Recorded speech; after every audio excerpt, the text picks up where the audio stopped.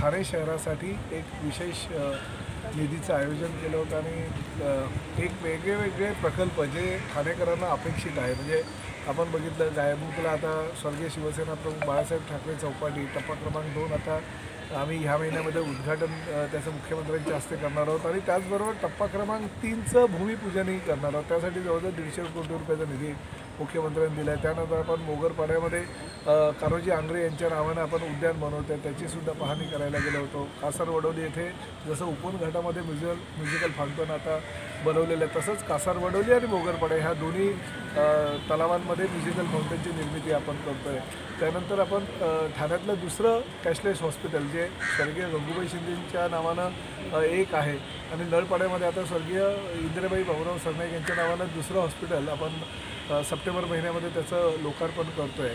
त्याचबरोबर विविध स्मशानभूमींचं सुशोभीकरण आणि विद्युत वाहिन्या, गॅस वाहिन्या आणि त्याचबरोबर प्राणीमित्र संघटनेची मागणी होती की प्राण्यांसाठी अंत्यविधीसाठी कुठे व्यवस्था नाही, ती प्रत्येक स्मशानभूमीमध्ये प्राण्यांच्या अंत्यविधीसाठी सुद्धा आपण व्यवस्था करतो आहे, जेणेकरून समाजातल्या तळागाळातल्या सर्वसामान्य जनतेला जे हवं आहे ते देण्याचा प्रामाणिक प्रयत्न आहे. स्विमिंग पूल 5 ठिकाणी त्याचं काम चाललेलं आहे, तेही आपण बघितलं आणि त्याचबरोबर फुटबॉल टर्फ आता 3 ठिकाणी पूर्ण झालेले आहे, त्याचंही लोकार्पण आपण लवकरच करतो आहे. आज अर्ध्या कामांचीच पाहणी आपण केली आणि उपवनला आता ज्या ठिकाणी आपण उभे आहोत त्या ठिकाणी 60 फुटाची विठ्ठलाची मूर्ती आपण बसवणार आहोत, जेणेकरून पुण्यश्लोक अहिल्याबाई होळकरांच्या नावानं पावन झालेला हा उपवनचा घाट अजून चांगला प्रफुल्लित होईल. चांगलं लोकांना ह्या ठिकाणी वातावरण निर्मिती झालेली दिसेल. फाउंटन म्युझिकल फाउंटन आहे, त्यामध्ये संध्याकाळी 7, 8, 9 वाजताचे वेगवेगळे शो होत असतात. याचंसुद्धा लोकार्पण आम्ही पुढील महिन्यात माननीय मुख्यमंत्र्यांच्या हस्ते करणार आहोत. आपण आता बाजूला बघितलं सिंधुताई सकपाळांच्या नावानं आपण आर्चरी बनवतो आहे, म्हणजे तिरंदाजी प्रशिक्षण केंद्र.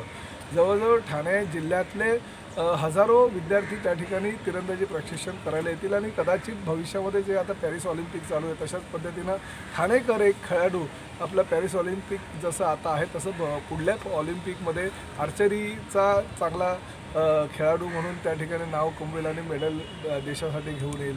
असे हे सगळे विविध प्रकल्प आज आपण पाहिलेत आणि त्याचं लोकार्पण आता ह्या पुढील महिन्यात माननीय मुख्यमंत्र्यांच्या हस्ते करतो आणि ती कामं आता जवळजवळ अंतिम टप्प्यात आली.